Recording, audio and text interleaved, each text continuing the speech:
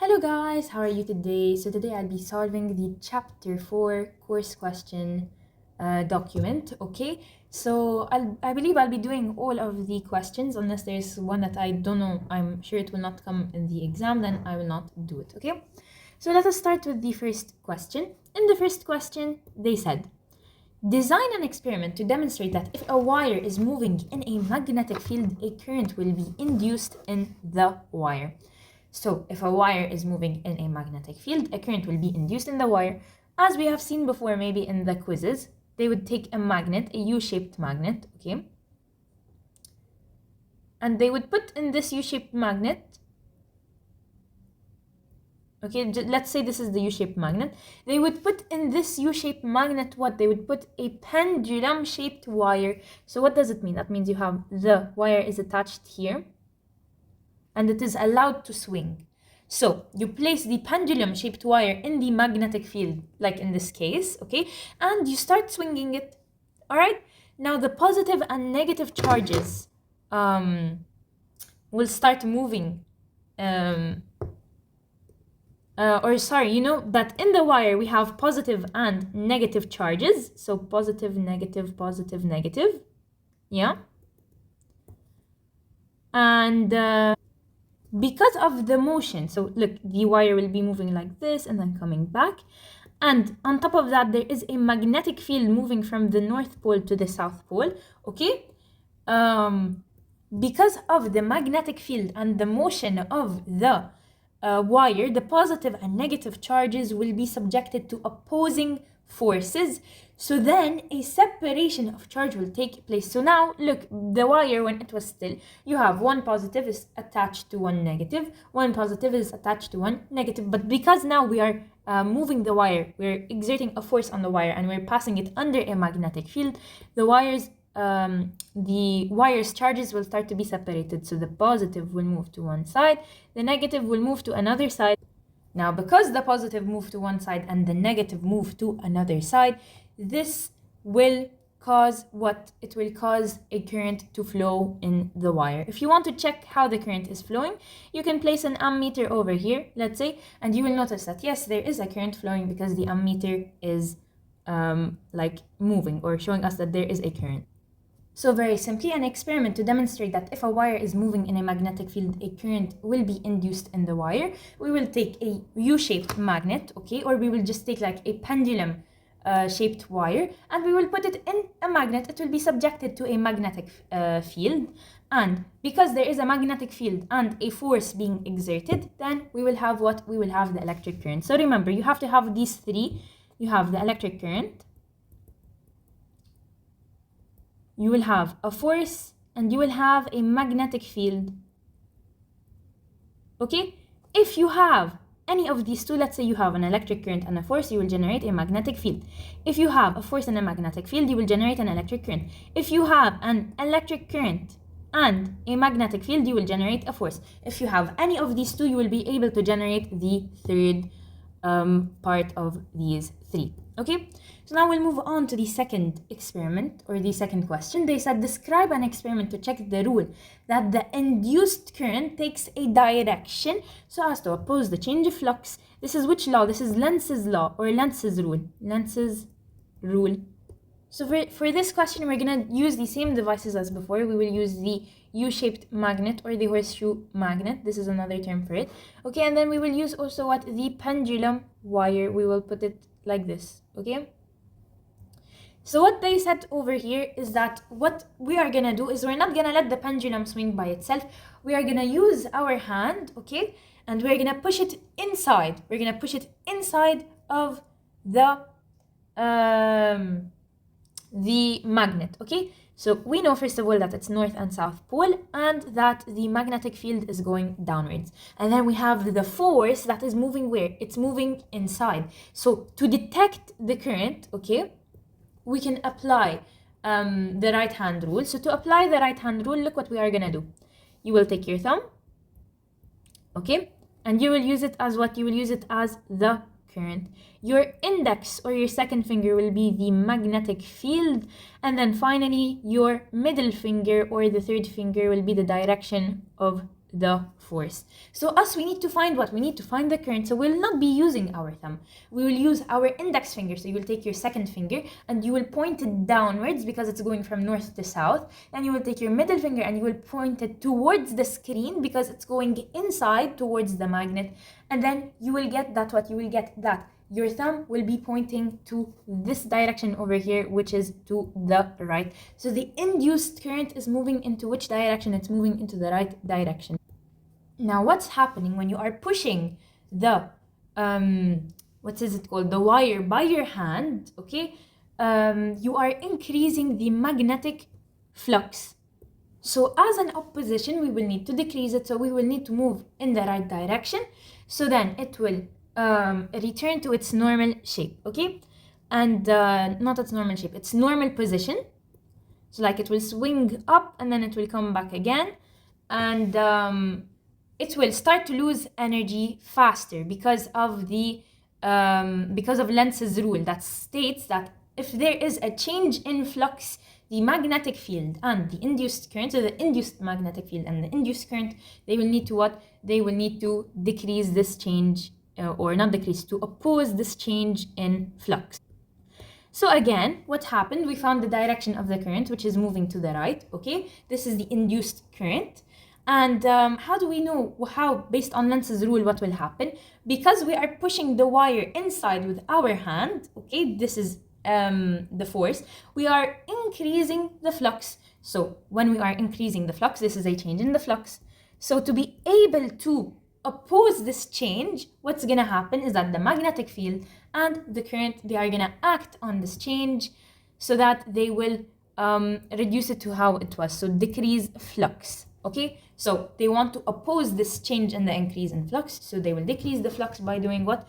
By like returning the pendulum to its original position. So this is why they will say that the pendulum circuit will lose energy faster if we push it than if it swings freely, okay?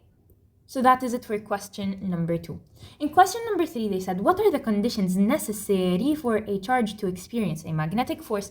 For a charge to be experiencing a magnetic force, first of all, the charge must be moving in a magnetic field. This is the most important condition. So the charge, first of all, must be moving, okay? This is the first important condition. And the second important condition is that it is where? In a magnetic field. So the conditions necessary for a charge to experience a magnetic force is that it must be moving in a magnetic field.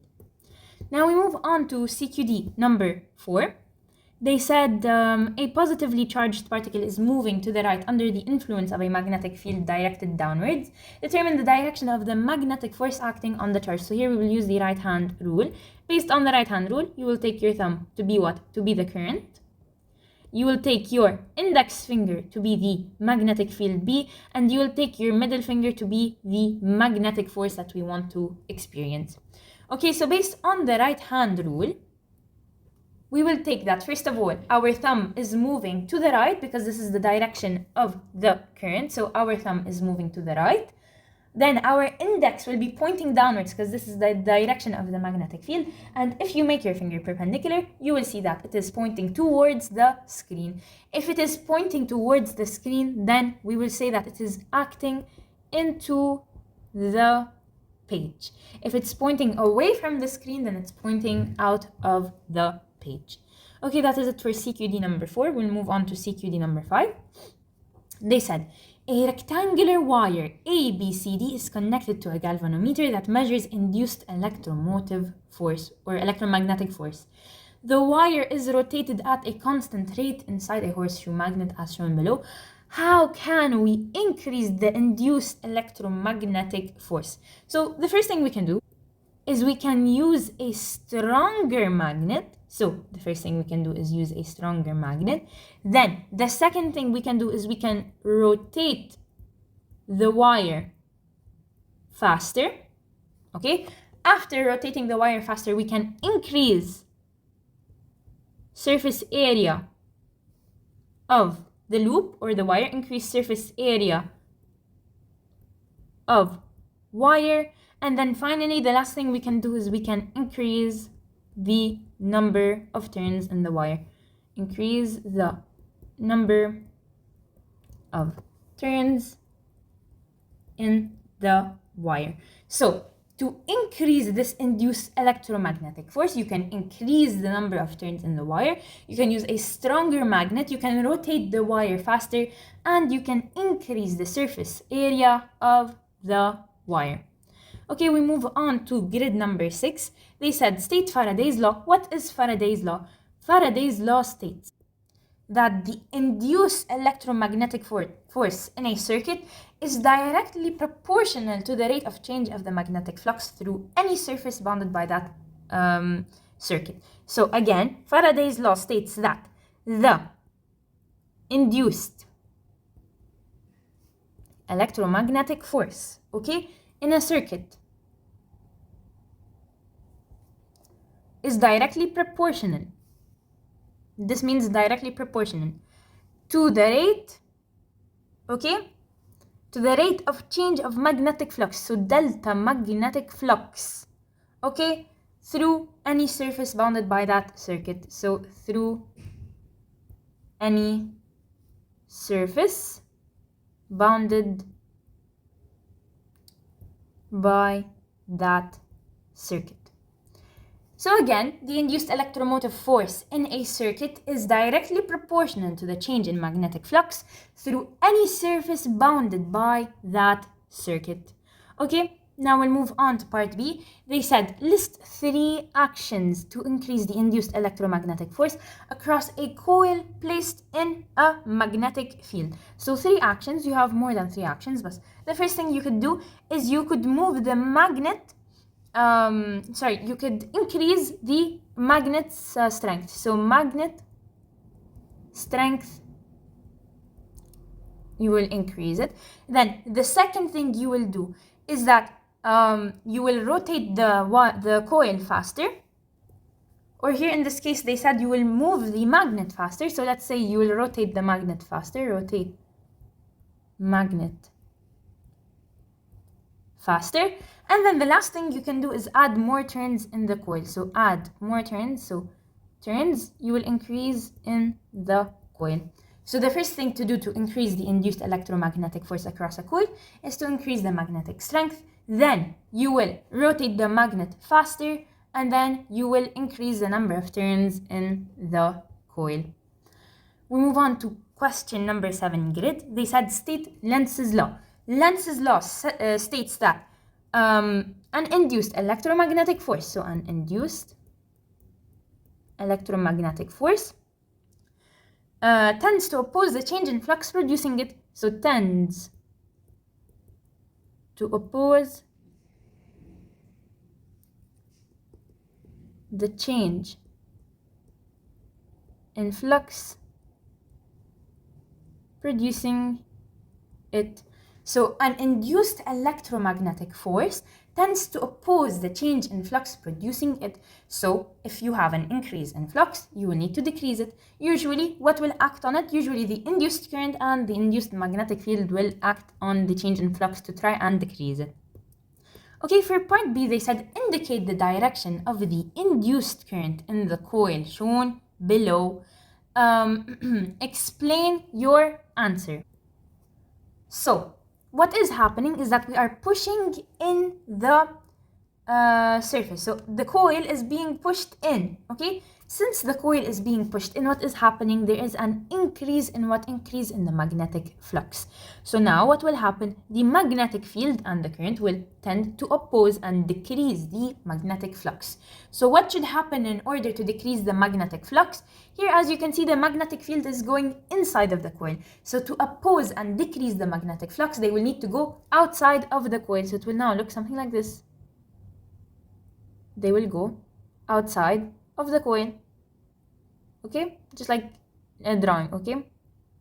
They will go outside of the coil. Now, since they are going outside of the coil, we know that when we are dealing with coils or loops, how do we detect the direction of the current? We will apply the right-hand rule,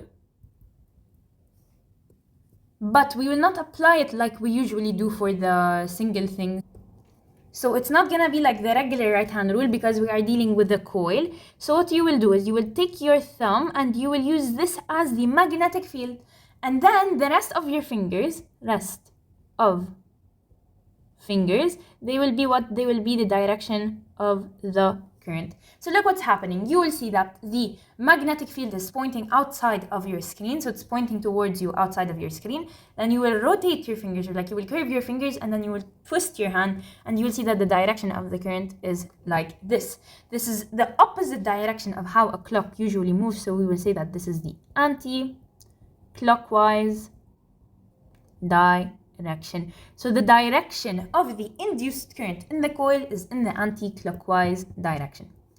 So now we move on to question number 8. In question number 8, they said sketch a graph of current value against time for 2 complete cycles of an alternating current of peak value 2 amperes and frequency of 0.5 hertz. Indicate with a horizontal line graph the approximate value of the RMS current.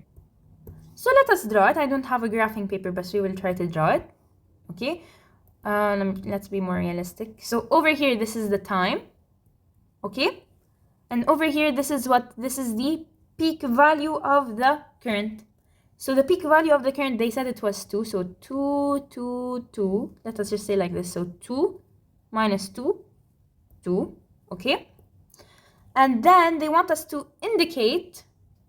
Oh, sorry, my bad. They said the frequency of 0.5 hertz. If it's a frequency of 0.5 hertz, then that means it's gonna be 2 seconds for one complete wave. So from here till here, it is 2 seconds.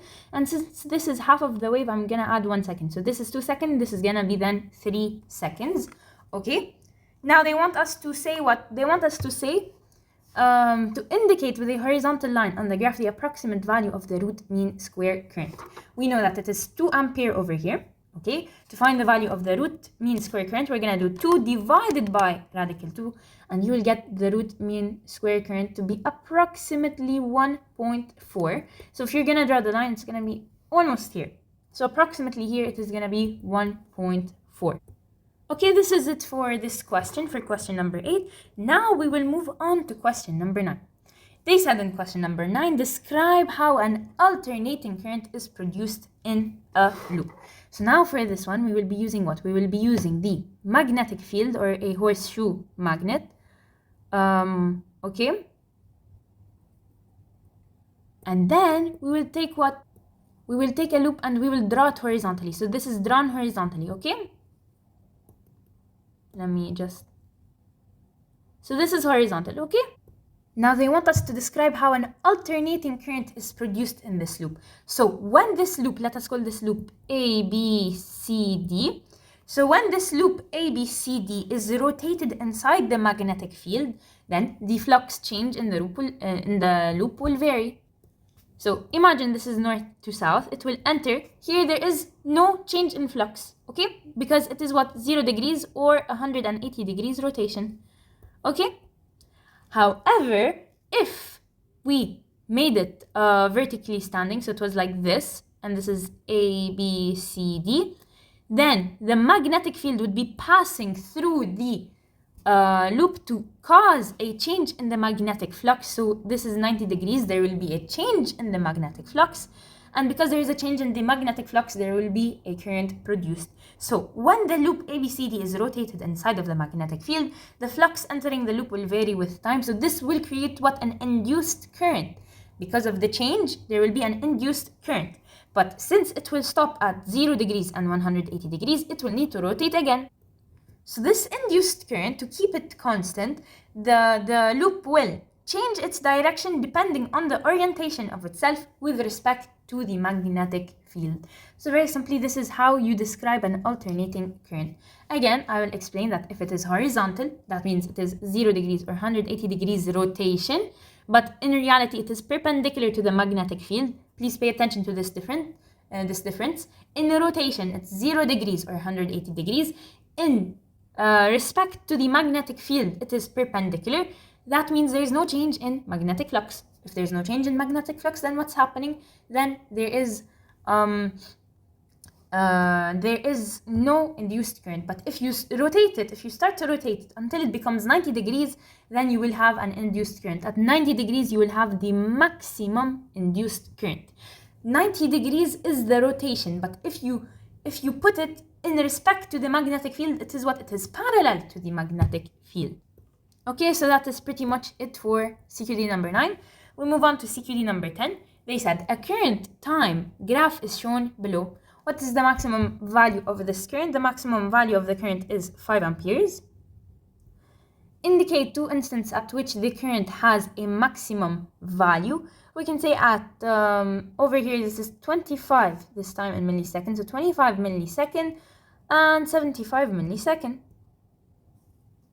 Now, although I don't think they will consider this as the maximum value, it is a minimum value, but most of the time they do consider it as maximum. So you could take 75 millisecond, but it is preferred that you take this one over here, which is 125 millisecond. So the maximum value of the current is either 25 millisecond or 125 millisecond. Okay, they want to know when is the current 0. The current is 0 at 50, 100, 150, 200. You can write any of these two, so let's say 50 and 100 millisecond. Now, part D, the current changes its sense. Name the first time it changes its sense. It changes its sense at 50 milliseconds. So it was positive and then it flipped and then became negative. So this is what? This is the first time it changes its sense is at 50 milliseconds because it was positive and then it flipped to become negative. Now, what is the frequency of this current? The frequency of a current, it is 1 over the time it takes for one complete wave. So as you can see over here, the wave will finish over here. So over here, this is one complete wave. As you can see, the time over here is 100 millisecond. So the frequency of the current, it is going to be 1 over 100 millisecond. You will put it on the calculator and you will get that the frequency, it is 10 hertz. Okay, we finished question number 10. We will move on to question number 11. In question number 11, they said an AC power supply connected to a lamp delivers a peak current of 3 amperes. What is the root mean square value of this current? The root mean square value of any current, okay, it is the peak current, in this case, which is 3 amperes, over radical 2. So you will put it on your calculator, 3 over radical 2, and you will get it to be approximately 2.1 amperes. Okay, we move on to question number 12. Question number 12 says, what is the difference between an alternating current and a direct current? Develop your answer using sketches for AC and DC generator. So I don't know how to draw the generator. I will try my best, okay? But first of all, let us start with the AC generator. So the AC generator uses either a slip ring or a twin ring at the output of the generator, okay? The current changes direction in the coil continuously as it rotates, okay? So keep in mind, two differences of the alternating current. We know that it has a slip ring or a twin ring generator. And then it changes its direction in the coil continuously as it rotates. Okay, so these are two important things. So let me try to draw. Over here, this is going to be the north magnet, the north pole. This is going to be the south pole. And then over here, we will have what? We will have the wire. Okay, let's say this is the wire over here. And we will have what? We will have over here, we will have the slip rings or the twin rings. So they are usually two rings over here. And do not forget about the carbon brushes over here. So very simply, this is what an AC generator is supposed to look like. Let us now move on to the DC generator. DC generator. Two important things to know about the DC generator is that it uses a split ring commutator and the current keeps one direction in the rotating coil at all times. So in the AC generator, it's a slip or twin ring and its current changes direction as the coil is rotating. Whereas in the DC generator, it uses a split ring commutator and the current will keep one direction in the rotating coil at all times. So to draw a DC generator, we're going to say that this is the north pole, this is the south pole. Okay, this over here is our wire. Okay, and then we have what? We have the split ring commutator, and these are the carbon brushes over here. So this is very simply what a DC generator is supposed to look like. I apologize for the background noise. I turned on my AC because I was feeling a little bit hot. So discuss the working principle of a simple AC generator. So basically, look what's happening. This is the magnetic field over here.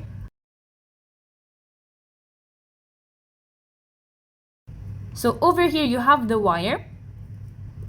You have the flux in it to be coming into the wire. So the flux here, it is maximum, but the change in flux, the change in flux, so the delta in flux, it is equal to 0. It is literally the minimum, not the minimum, it's the 0 point, okay?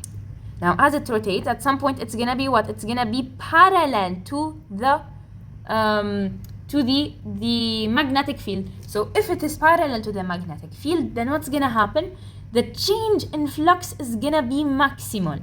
Because the change in flux is maximal, there will be an induced current, okay? So the induced current will form, and this induced current is gonna be what? It is gonna be maximal. And here the current would have been in one position. Then they said that if you're gonna continue rotating the wire, what's gonna happen is that this induced current is gonna try and fight this change, okay? It's gonna fight this change and oppose it, so that will cause the current to what? That will cause the current to change direction. And this is the working principle of a simple AC generator. So again, I will explain. So if you have it horizontal, then the change in magnetic flux is 0. At some point, when you make it vertical, when it is parallel to the magnetic field, okay, or when the rotation is 90 degrees, then the change in magnetic flux is maximal, and because the change in magnetic flux is maximal, then the induced current that will be produced is gonna be maximal. Now, if you continue rotating the wire, okay, there will be another change in flux, and the induced current is gonna try to oppose what? It's gonna try to oppose this change in flux. Okay, so to oppose this change in flux, the induced current is then gonna change direction. Okay. So that is it for CQD number 13. For CQD number 14, they said discuss the working principle of a simple DC generator. So in a simple DC generator, let me just draw it quickly.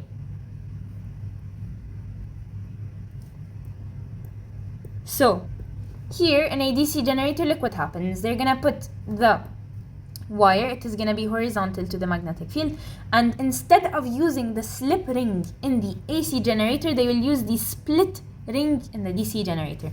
Now what does the split ring in the DC generator do?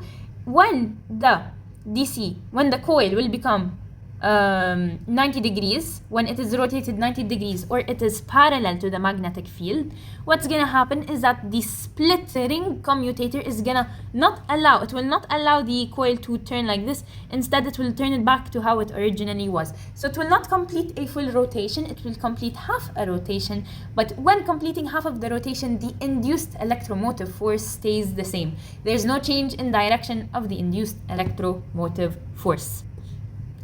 Okay, so that's very simply it for CQD number 14. We'll move on to CQD number 15, grid. An alternating current generator is rotating in an area of an external magnetic field. The induced electromotive force in the loop of the generator as a function of the angle between the surface of the loop and the external magnetic field is plotted in the graph below. So pay attention. Angle between the surface of the loop and the external magnetic field. So they want to know at which point the loop is perpendicular, so the angle between the surface of the loop and the external magnetic field, or the angle of rotation, is 90 degrees, and to which point it is parallel, so it is either 0 degrees or 180 degrees. Here all you need to know is that if it's the angle between the surface of the loop and the external magnetic field is 90 degrees, then what's gonna happen? Then it's gonna have the maximum change in magnetic flux and the maximum induced current. So for the perpendicular, it is B and D. However, for the parallel, it's gonna be no change in the magnetic flux. So because there's no change in magnetic flux, there's gonna be no induced current. So the points are definitely A and C. Okay, so now we move on to section 4.3. In section 4.3, they said, an ideal transformer is connected to a 240 volt, 50 Hz supply. The primary windings have 4,800 turns and the secondary windings have 2,000 turns. Why is an AC supply used? So we use an alternating current for transformers because the transformers, they need what? They need to produce an alternating magnetic field. So because of this change, because of the alternating magnetic field, they will need an alternating current. And what will happen because of the alternating current? There will be a change in flux. And this change in flux will be needed to induce the electromagnetic force that will be used in the transformer.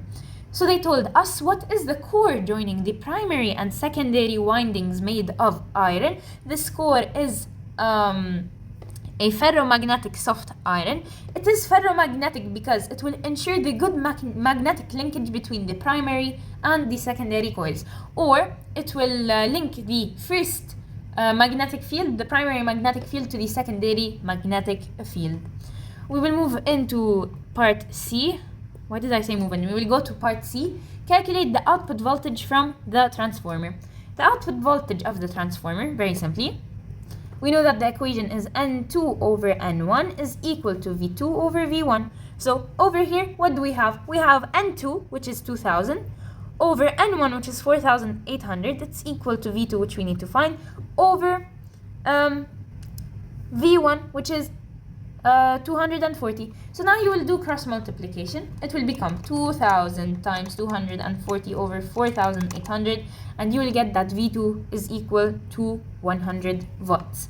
Now they need the output frequency. Always the output frequency is gonna stay the same. So if this is 50 Hertz, then definitely the output frequency is gonna stay the same, and it's gonna be 50 Hertz. We move on to question number 17. In question number 17, they said an ideal transformer is connected to a 120 volt AC main supply. The primary coil has 960 turns. They need us, what? To calculate the number of turns needed on the secondary coil to produce an output of 6 volts. We know that it is N1 over N2, N2 over N1 is equal to V2 over V1. So N2, we need to calculate it, over N1, which is 960, is equal to V2, which is 6, over V1, which is 120. So you will do cross multiplication. So it will be 6 times 960 over 120, and you will get that the new number of turns, N2, it is 48 turns. What kind of transformer is this one? Based on the number of turns, we have 960 turns, becomes 48 turns. Then this is definitely a step dash down transformer. Okay, we'll move on to question number 18. What is meant by describing a transformer as ideal? What is meant by transforming the transformer as ideal? It's gonna be that power 2 over power 1 is equal to 100%, or power 1 is equal to power 2. So that means what? That means there is perfect magnetic linking and no energy dissipating. There's no energy lost as heat. Basically, this is what they mean by an ideal transformer. Now, a transformer is used to operate at a normal brightness of 12 volts, 48 watts lamp from a 240 volt supply. Calculate the current taken by the lamp. Very simply, the current taken by the lamp, it is the power, which is 48 watts, over the voltage, which is 12 volts, to give us 4 amperes. And now they want us to calculate the current in the primary transformer. So we know that V2 over V1, it is equal to what? It's equal to I1 over I2. Okay, so V2 is how much? V2 was, what is it? It is 12 volts over V1, it is 240 volts. It is equal to what? It's equal to I1, that we need to find, over I2, which we found to be 4 amperes. So we're going to do cross multiplication. After doing cross multiplication, you're going to get that I1 is equal to, so by doing cross multiplication, 12 times 4 over 240, and you will get that I1 is equal to 0.2 amperes. Very simply, that is it for question number 18. Now, remember, we can only do this if they are talking to us about an ideal transformer, okay? We move on to question number 19. In question number 19, they said, describe the working principle of a transformer. Why is a laminated core used? Okay? So, how does the transformer work? First of all, we know that an alternating current will happen in the primary coil, okay? It will induce a variable magnetic field based on how is the alternating current, okay?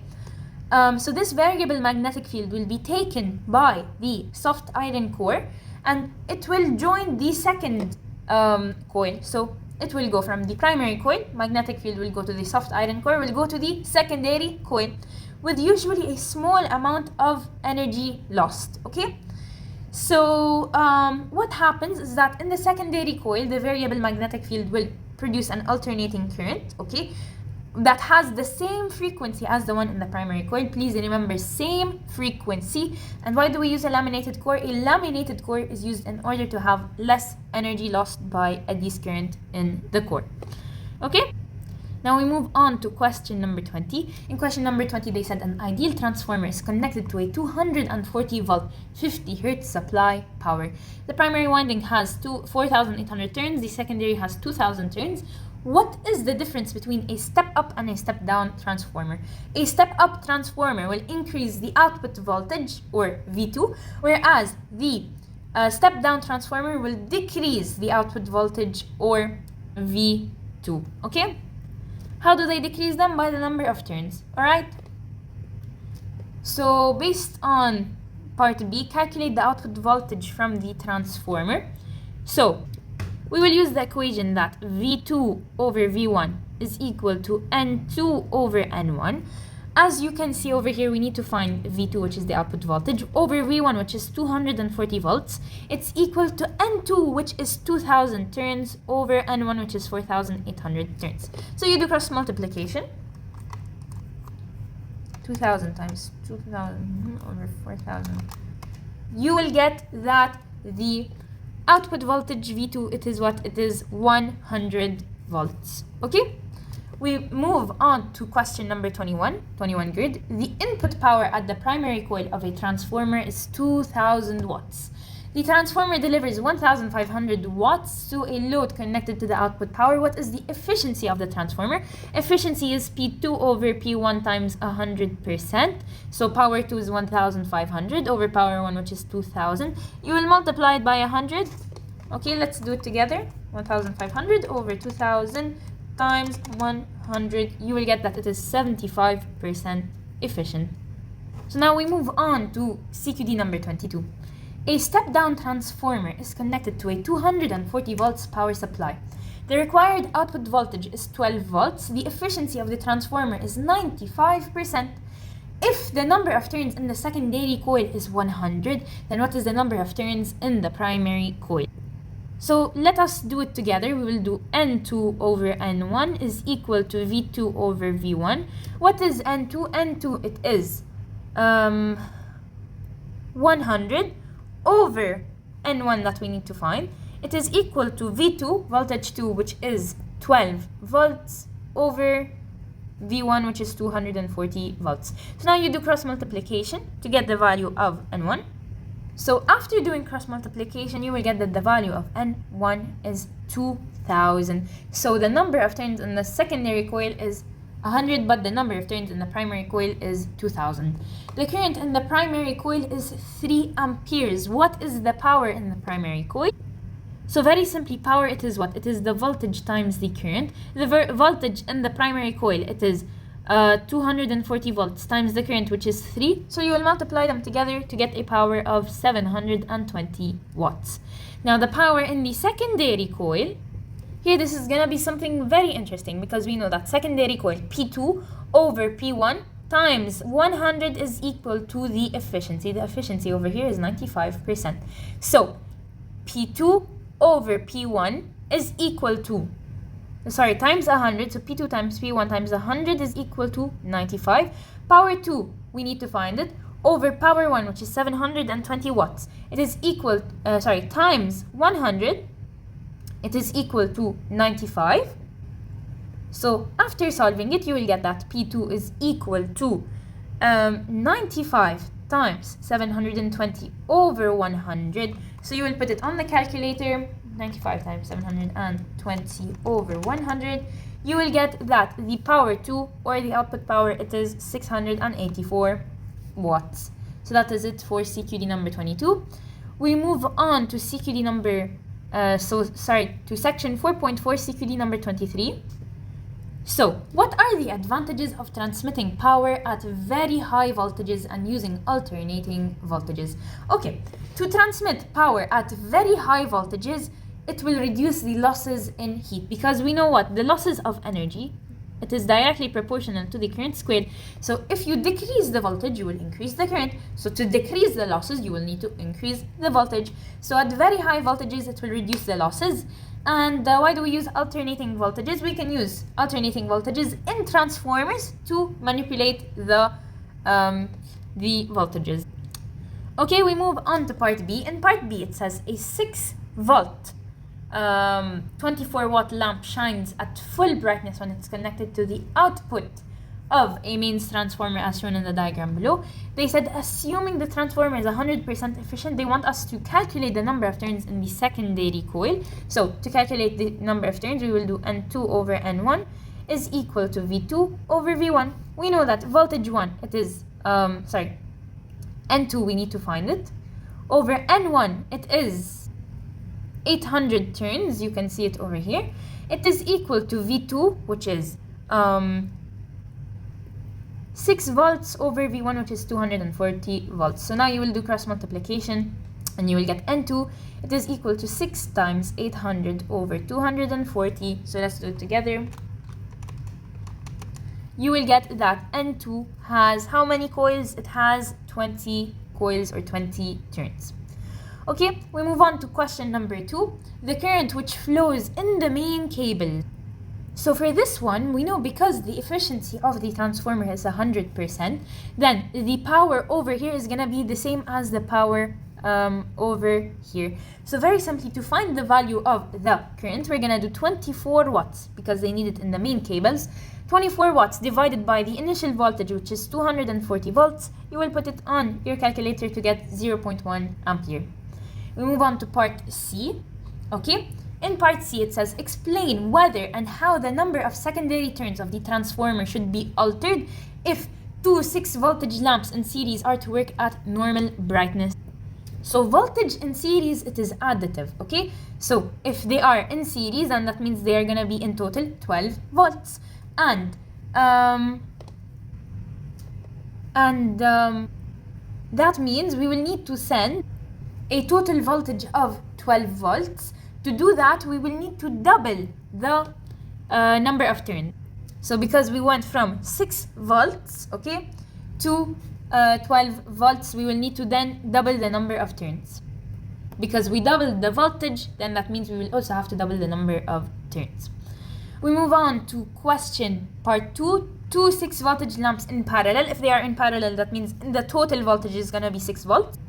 So if it went from 6 volts to 6 volts, you did not change the voltage. That means you're not going to change the number of turns. So very simply, the number of turns is going to stay the same. It will not be changed. We move on to 24 grid. What is the advantage of power transmission at high voltages? We know, first of all, that the loss of energy is directly proportional to the current squared. So if you send them at high voltages, that means you're reducing the current. Okay, and if you're reducing the current, then you are reducing the losses. Okay, so by using high voltages, the transmitted current can be reduced, which in turn will reduce the power lost in cables. We move on to CQD number 25. Explain how to select an appropriate fuse or circuit breaker. First of all, to select the appropriate fuse, you are supposed to find the power used in the circuit for the appliance. Okay, you're also supposed to take the voltage that is used in the household or that is connected to the wire, and then we can calculate what? We can calculate the current. If we have a current, okay, we are supposed to take the fuse that is greater than it or that is exactly the same as it. Of course, if it has fluctuations, for example, if it's 3.636363, you will definitely take something higher than it.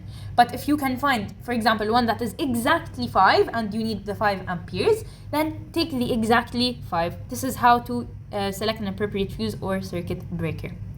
Now, many modern low current appliances are sold with only 2-pin plugs and no earth connection. Why is that? Usually, without an earth connection, they will be using what? A tough plastic case or a tough plastic chassis instead of metal ones, and no metal parts are protruding from the inside of the plastic chassis to the outside. So basically, they're saying we do not need an earthing connection because we have already protected it with plastic, and there's no intruding metal parts that could cause an electrocution.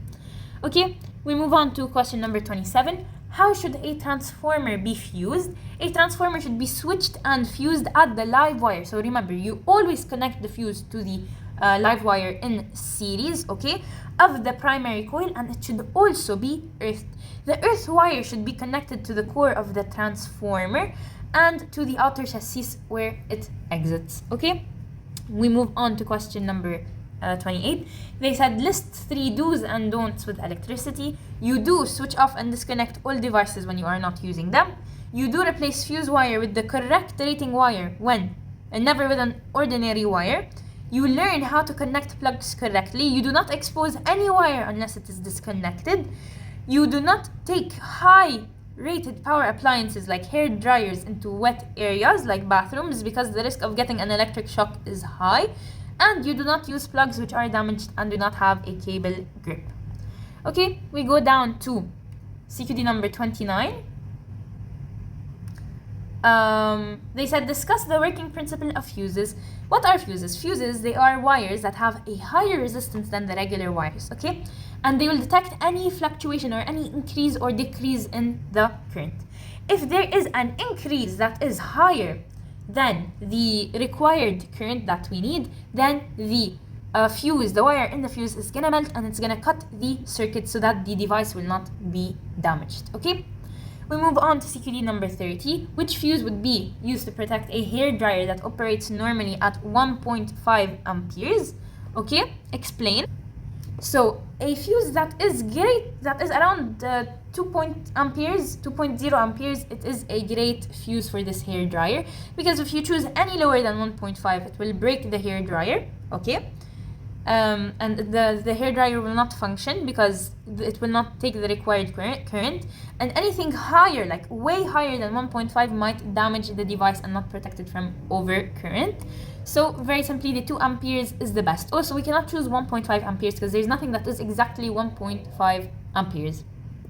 Okay, we move on to CQD number 31. A plug is fixed with a fuse labeled as below.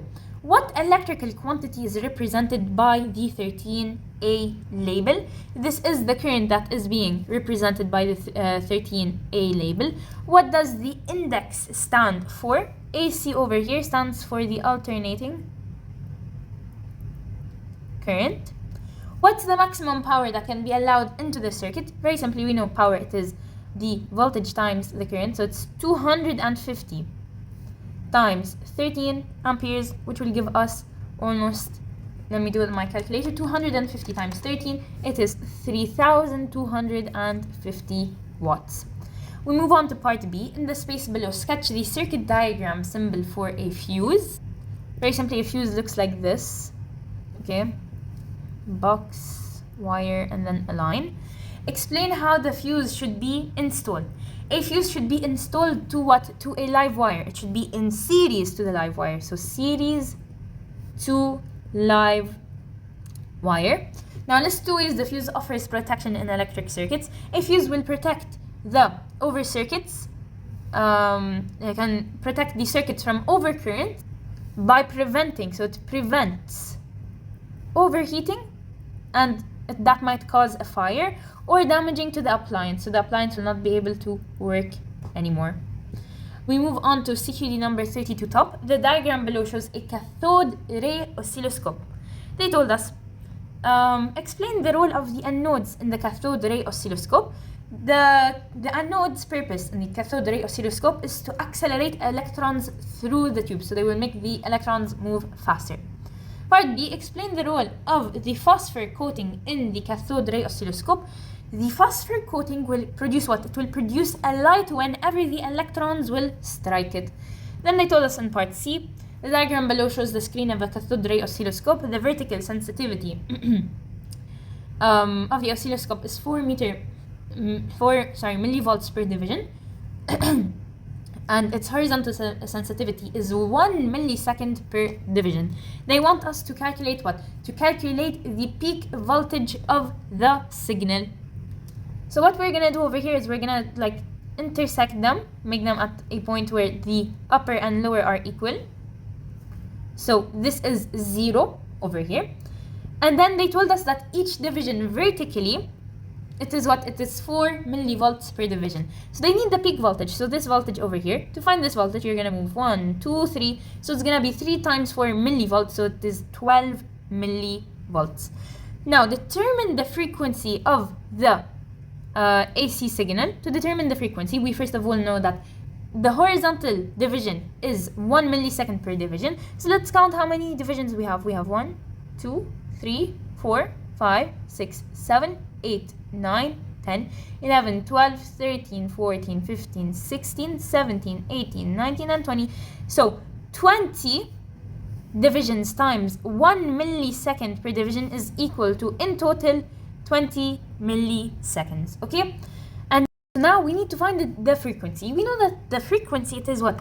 It is 1 over the time. So we found the time of what? Of the all 3 waves. But for the frequency, we need to find only the time of 1 waves. Because we are dealing with 3 waves, we are going to take 20 and divide it by 3. So 20 divided by 3, this will give us an answer of 6.7 milliseconds. So now to find the frequency, it is going to be equal to 1 over 6.7 milliseconds. But we cannot deal with milliseconds, so we change it from milliseconds into seconds. From milliseconds into seconds, we multiplied by 10 to the power of minus 3. So it's 1 over 6.7 times 10 to the power of minus 3. We will get 1.5 times 10 to the power of 2 hertz. So very simply, this is the value of the frequency of the alternating current signal. We move on to CQD number 33. They said a transformer consists of 2 coils of wire wound around a laminated metal core, as shown in the diagram below. Explain why the core of the transformer is laminated. We use the laminated core to eliminate eddies current and decrease power losses in the transformer. Use the information presented in the diagram to determine the output voltage in the transformer. The output voltage is going to be what? It's going to be V2 over V1 is equal to N2 over N1. Okay, so very simply, V2, we have it. We need to find it, my bad. And V1, we have it. It is 240 volts. Okay, it is equal to N2, which is 40 over N1, which is 600 turns. So by doing cross multiplication, you will get V2, it is equal to 240 times 40 over 600.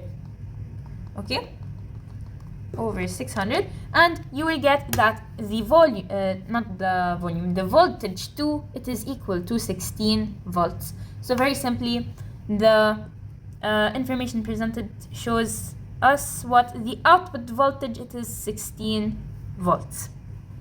We now move on to part C. Explain why the output voltage in the diagram explain why the output voltage would be 0 if a direct current input was used. Because if we use a direct current, it will not produce an alternating current. Like, it's logic, alternating current will not be coming from a direct current. So why do we need an alternating current? We need an alternating current to generate an alternating magnetic field and an alternating flux that will create the electromotive force in the secondary coil. If we use a direct current, it will not be able to produce this variable magnetic field that can generate the electromagnetic force. Okay, so assuming the transformer is ideal, what is the current through the light bulb? If it is ideal, then we know that power 2 is going to be equal to power 1. So power 2, it is going to be voltage 2 times current 2. It will be equal to voltage 1 times current 1. So voltage 1, it is 240 times current 1, which is 0.05 ampere. It's equal to voltage 2, which we found to be 16 times I1. So by solving, you will get that I1, it is equal to 240 times 0.05 over 16. So the value of current 1, it is 0.75 amperes. Now we'll move on to the last question. No, not the last question. We move on to question number 34. A loop ABCD is rotated between the poles of the magnet. At a given instant, the loop is horizontal as shown below. For the instant shown in the diagram, state the direction of the current in the loop. So, to do the direction of the current in the loop, we will need to know that the current is passing from the north to the south. So now we will apply the right-hand rule. But because it's going through a loop and we don't have a force being exerted, we're gonna use our thumb, okay, as the magnetic field, and we will use the rest of our fingers, as the current. Okay, so the thumb will be pointing downwards because the magnetic field from outside goes from the north to the south. And then you will rotate your fingers and you will see it's moving in this direction. So the direction of the current, we cannot say it is clockwise, anti-clockwise, whatever. You can say it's moving from A to B to C to D. Okay, it's moving A, B, C, D. Now also they want us to know whether the current is increasing or decreasing. Now definitely the current is gonna start increasing. Why? Because we will rotate it. So as we rotate it, the current is gonna increase. Okay, we move on to part B. They told us in part B, the loop makes one complete rotation in 2 seconds. What's the frequency of the electromotive force oscillation in the loop? So we have the time, okay, the period time, it is 2 seconds. We know that frequency is equal to 1 over the period. So frequency is equal to 1 over 2, which is 0.5 hertz. So very simply, the frequency is 0.5 hertz. List 2 ways to increase the electromotive force. Okay, we have many ways. You can increase the speed of the rotation, use a stronger magnet, use a loop of greater area, increase the number of loops, etc. Okay, now we reached finally the last question. So 35 top, an AC generator is composed of a coil of wire rotating steadily in a magnetic field between the poles of a magnet. The current generated in the coil passes through a resistor R. Okay?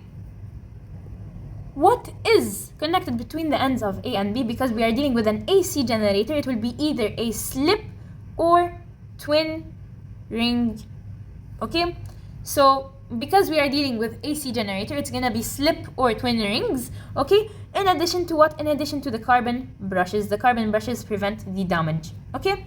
Moving on to part B, they said sketch the current time graph through R. On your graph, show that the time T corresponding to one complete rotation of the coil. Okay, so let us just like draw the graph very quickly. It will look like this. This over here is the time. Here is the time. Here's the current over here. And it will look like this. It looks like a sinusoid, okay? And they need what? They need the time T corresponding to one complete rotation. One complete rotation starts from the crest and ends at another crest, for example. So over here, this is gonna be what? This is gonna be the time T.